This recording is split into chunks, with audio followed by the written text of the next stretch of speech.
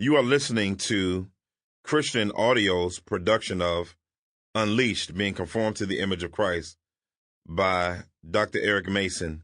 This book is read by Eric Mason. This audio recording was produced in 2015 by Christian Audio, which owns the copyright. No portion of this recording may be reproduced for any reason without prior written consent from Christian Audio.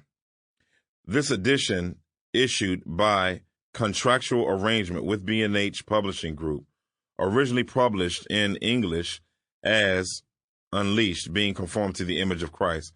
Copyright 2015 by Eric Mason, all rights reserved. Please visit ChristianAudio.com, Facebook.com/Christian Audio, or Twitter.com/Christian Audio to offer your impressions of this work and to explore additional titles. In city neighborhoods, you can find people hanging outside, especially in the spring, summer, and early fall.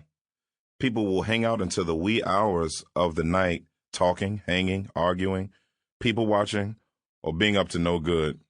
Hearing the stories of men and women who hang out there, you will find that some of the most gifted people have had major opportunities that have passed them by.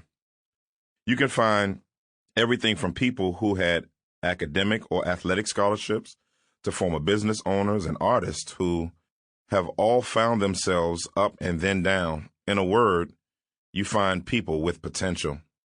Upon hearing these extraordinary people reminisce about their past, you become baffled that individuals with so much ahead of them, so much opportunity, now find themselves in a place of stagnancy.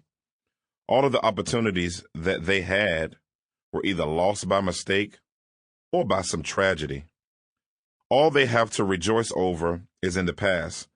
Those past moments become the only bright spot in their lives, to the point where they haven't moved on to greater experiences and opportunities or harness those times to be catapulted into greater fruitfulness in life.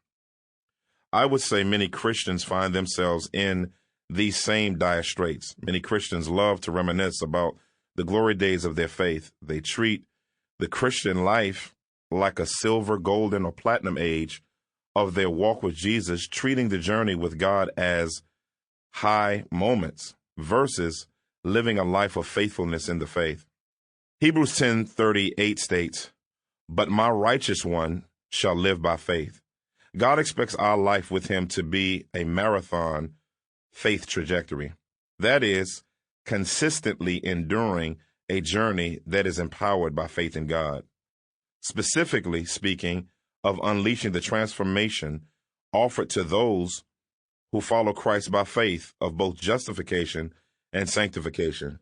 We must not see our journey with Jesus beginning and ending with a past moment, but a continuous journey began by God in the gospel, sustained by God in the gospel, and completed by God in the gospel. God both begins and ends our journey, Philippians 1:6. We don't do any of the above, but we must be responsible with the journey that God has begun.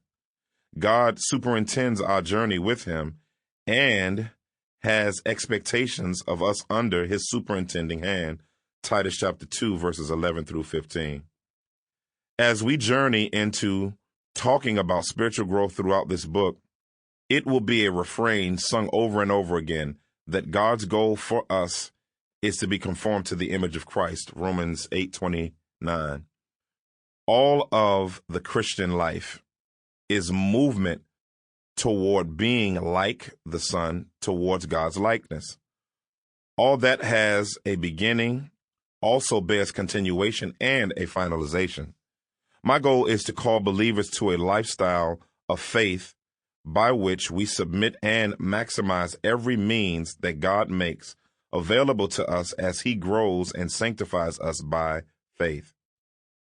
Before writing this book, I did not realize how many resources have been written over the years on the subject of being conformed to the image of Christ, sanctification. But they all have one thing in common. So many of them Sample complete. Ready to continue?